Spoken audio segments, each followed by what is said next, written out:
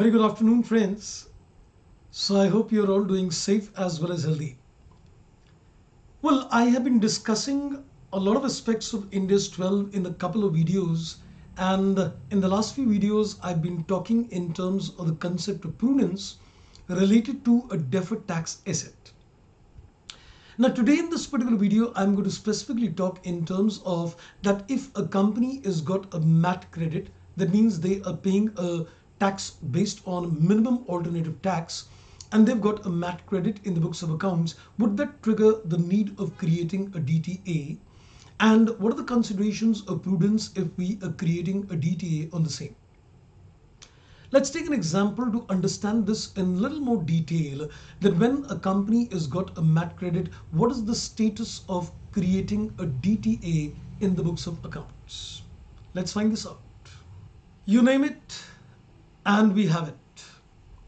Unacademy पर अब आप स्पेशल क्लासेस अपने स्पेशल डिमांड पर मांग सकते हैं। सर मतलब ये क्यूआर कोड आप स्कैन कर सकते हैं और एक गूगल फॉर्म फिल कर सकते हैं। ये गूगल फॉर्म का डिस्क्रिप्शन आपको लिंक डिस्क्रिप्शन बॉक्स में मिलेगा, जिसके अंदर आप रिक्वेस्ट कर सकते हैं कि आपको किन टॉपिक्स पर, किन सब्जेक्ट्स पर आपको कौन सी स्पेशल क्लासेस चाहिए, जो कि आप एब्सोल्युटली फ्री अटेंड कर सकते हैं on the special classes.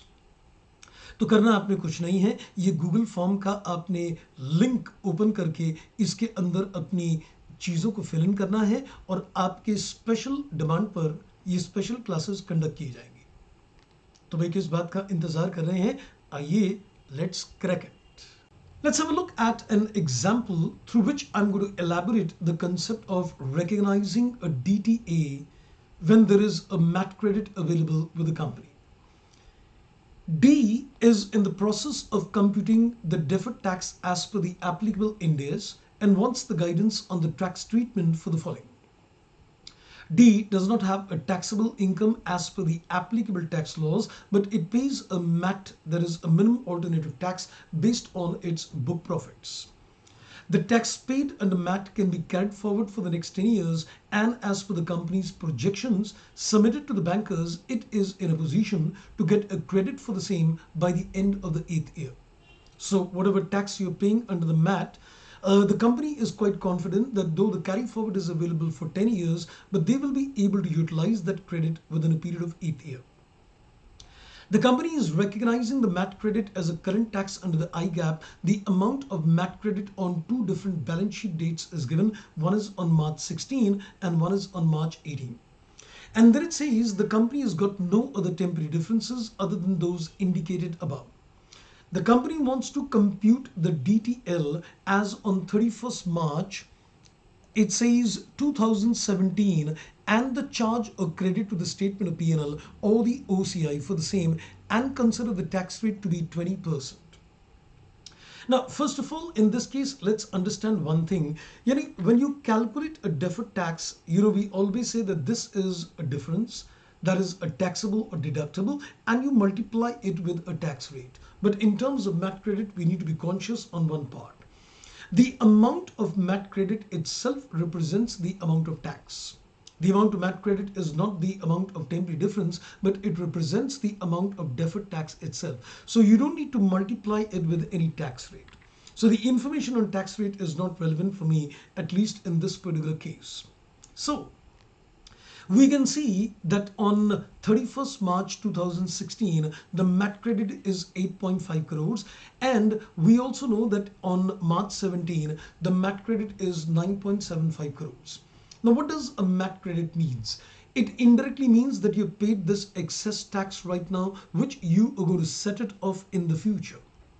So every time a company pays a tax under MAT credit, it would be entitled to create an equivalent amount, mind the words, it would be entitled to create an equivalent amount of DTA in the books of accounts. That means on March 2017, the company would create an equivalent amount of DTA, that is 9.75 crores.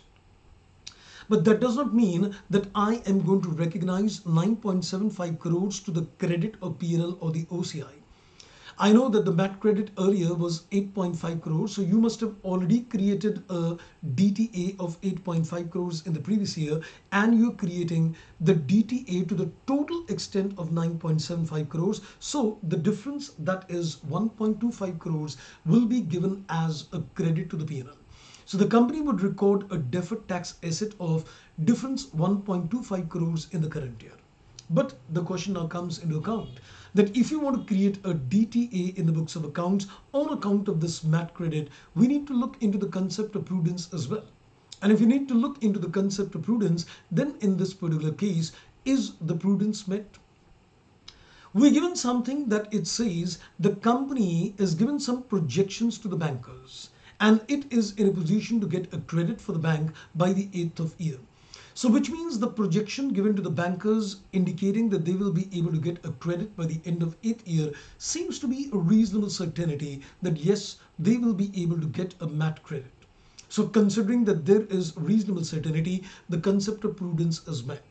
The concept of prudence is met, so what the company would do, recognize a DTA in the balance sheet as a NCA, non-current asset of 9.75 crores at the end of March 17, and in the current year profit and loss, they would take a credit of 1.25 crores, the difference between the MAT credits of the two different years.